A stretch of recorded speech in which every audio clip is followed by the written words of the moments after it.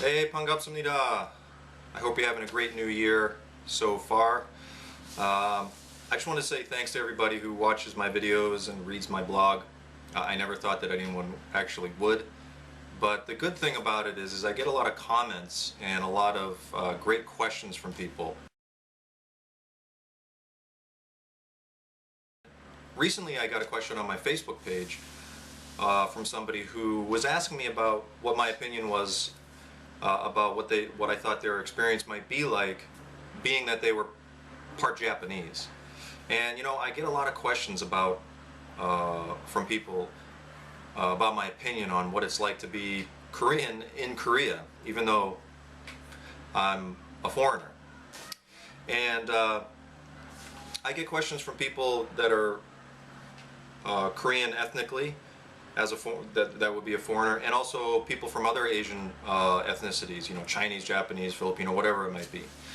And you know, the truth of the matter is, your experience, my experience, the dynamics of it all, they do change whenever you're around somebody Asian. I think if you're Asian and you're watching this, I think it's safe to say that whenever you walk into any Asian community, even back home, you know, the dynamics change.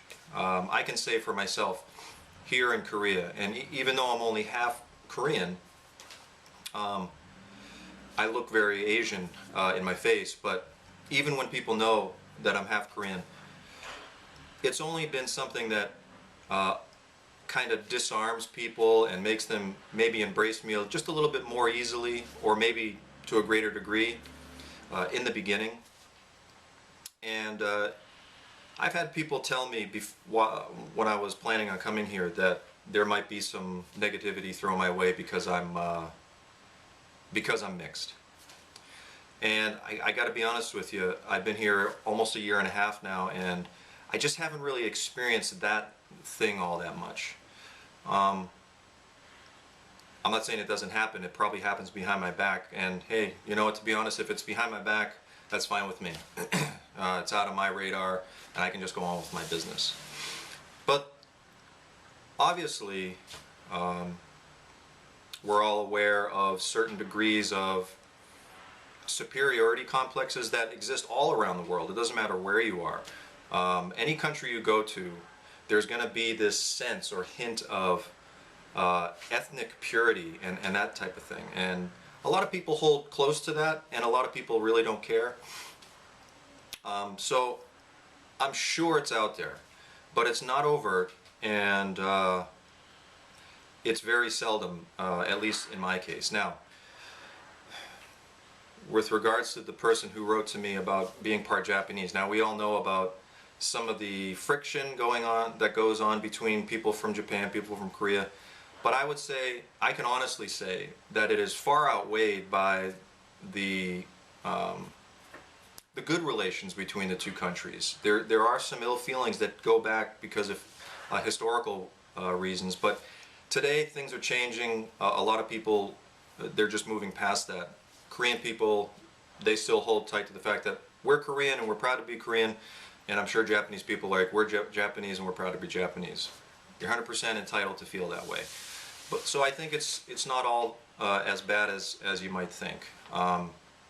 Ultimately, what I said to this person is, in the end, and that goes for me too, even though maybe I'm more embraced in the beginning right off the bat by some because I'm part Korean, in the end, you're going to need to, you're going to be judged on your character, your work ethic as a teacher, and just how you treat other people. You don't have to look far. All you have to do is go on to some of the larger foreign teacher forums out there to find people that will give you their opinion on everything, good and bad. But there seems to be some opinion out there that Korea has this perceived image of what they want to hire for their classrooms in terms of ethnicity, gender, and things like that.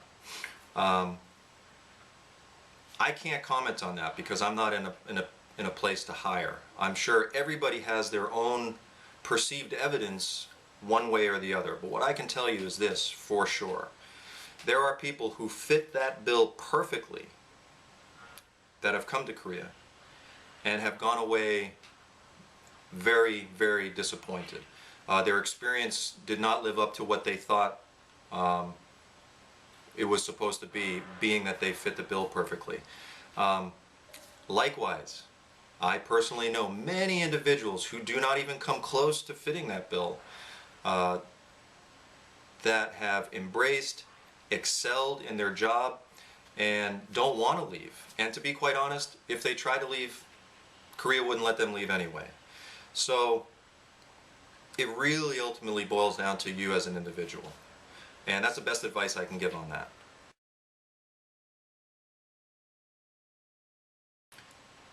Obviously, the title of this video is being an older Korean in Korea.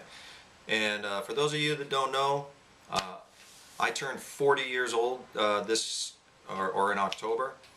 And so that definitely makes for a different dynamic in the dating situation. Korea is still, or in general, they've always been very much in favor of finding someone close to your age. I think everybody is that way. But in America, it's a little bit different. Age isn't quite as critical, maybe, as it could be here. And I can't even tell you the number of times where there's been mutual interest between me and a girl.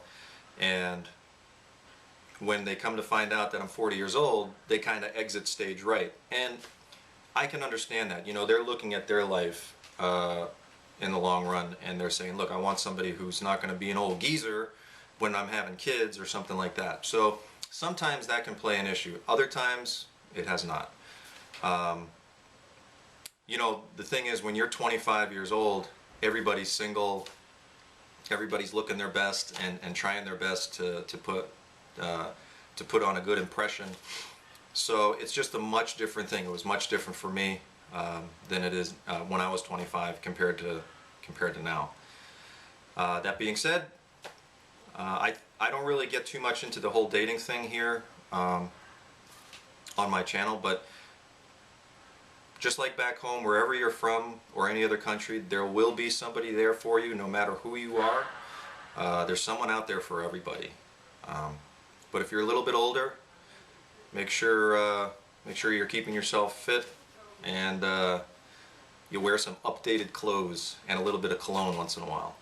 That'll help.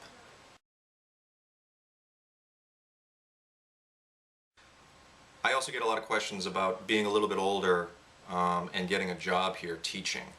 And I'm going to speak specifically for teaching because it might not really apply to other fields. If you're say a subject matter expert, or you have a technical skill, you have those skills no matter what. So you'll be able to bring those to the table. And if you can speak the language and you have a specific skill or degree or something, you might have a good chance of getting a job in one of the larger companies here, if that's something that you'd like to think about. But for teaching, I'll be honest with you, it's starting to creep into my mind a little bit, being in the public school system.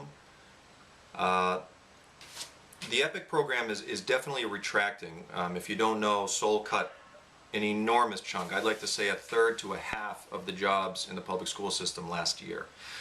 And Busan recently cut a large amount, if not all, but it's a very large amount of the high school teaching positions. So they're definitely retracting the program.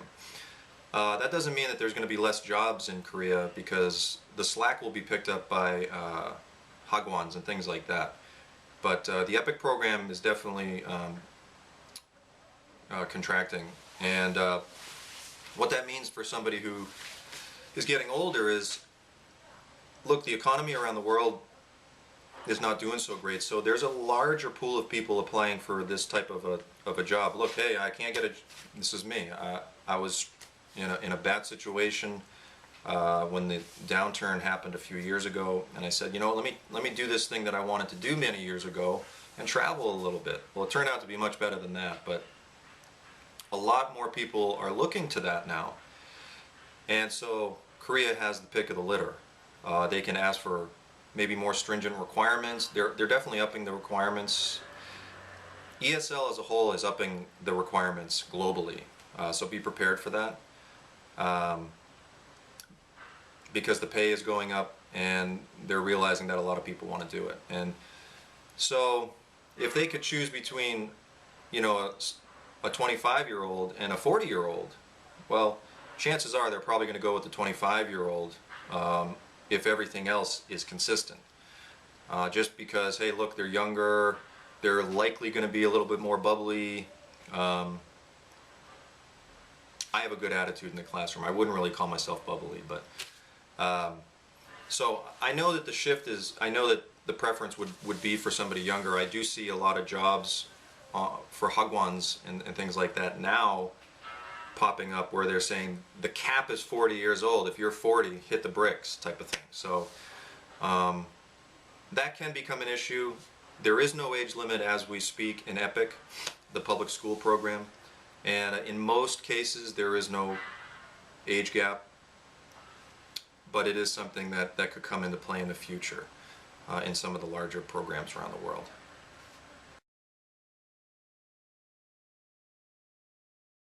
Not speaking the language maybe doesn't have so much to do with being older, but it can, because I'm not really in a place where I hang out a whole lot with a lot of the, say, foreign teachers, because they're, in general, they're younger than me, and so they're kind of, they have different goals, different views, different mindsets, and you know, they want to kind of party a lot more than I can handle anymore. So if I hang out with an older crowd, and a lot of times they are Korean, like native Koreans, not speaking the language can pose a little bit of a stumbling block, and that is something that I really need to get on, and it's going to be difficult for me. They offer free classes here in Busan through the city for any foreigner, and the classes are taught in Korean because that's the common language. Because you'll have, I took one block of the class, and there were people from China, Taiwan, Philippines, Vietnam, Canada, United States. I think an Eastern European country was in there, maybe Russia was in there. But speaking the language can be a little bit of a barrier, but it's never been something that they frown upon.